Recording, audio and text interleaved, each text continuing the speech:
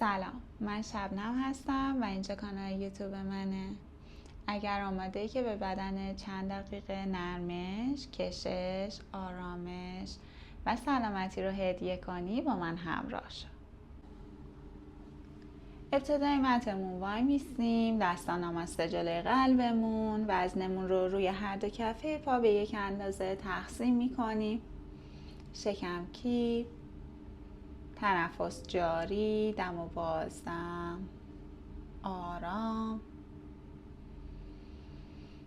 دم میگیریم، دست ها رو صاف و کشیده به سمت آسمان میکشیم و پای راست رو یک گام بزرگ میذاریم عقب، جنگجوی 1.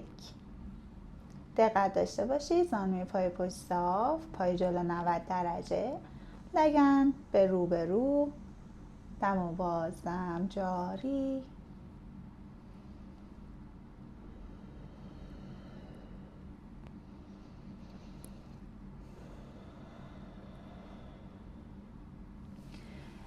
به سمت پایین حرکت میکنیم، دست ها رو روی زمین قرار میدیم. اگر دستاتون به زمین نمیرسه میتونید از آجر استفاده کنید، زیر دستاتون آجر یا کتاب بذارید و دستاتون رو روی اونها قرار بدید.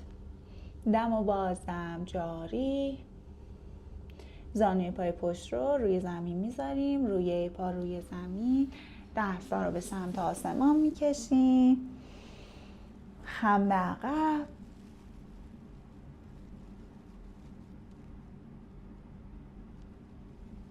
برمیگردیم، دست ها روی زمین، زانوی پای پشت از زمین جدا میکنیم، دست راست رو به سمت آسمان میکشیم، نگاه به آسمان، دم و بازدم جاری.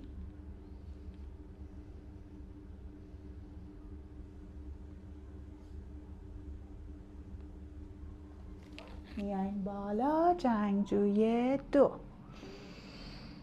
زانوی پای جلو خم، پای پشت صاف، مچ پای پشت رو میچرخونی، لگن به سمت رو، نگاه به انگشتان دست چپ. دست چپ رو به سمت آسمون میکشیم، دست راست به سمت پای راست، کشش توی پهلوی چپ.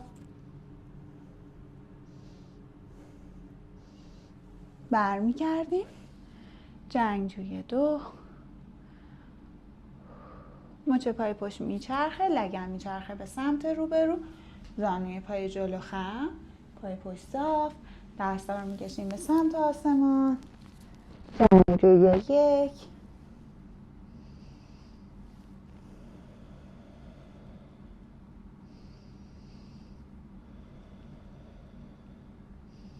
پای پشت رو میاریم جلو و میشینیم اوتکاسانا یا نشسته صندلی، دم و بازدم جاری. دقت میکنیم پاها به اندازه عرض لگن بازه. تصور میکنیم یه صندلی پشتمونه، لگن رو میخوایم بذاریم روش، دستا صاف و کشیده، نگاه به رو، دستا رو میاریم پایین، لگن رو به سمت بالا میکشیم، آروم شروع به پاشنه و پنجه کردن میکنیم.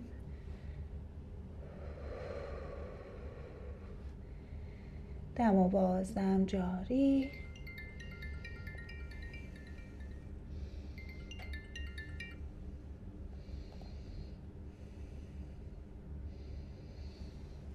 دستامون رو به سمت بالا میکشیم، پشت رو رول میکنیم و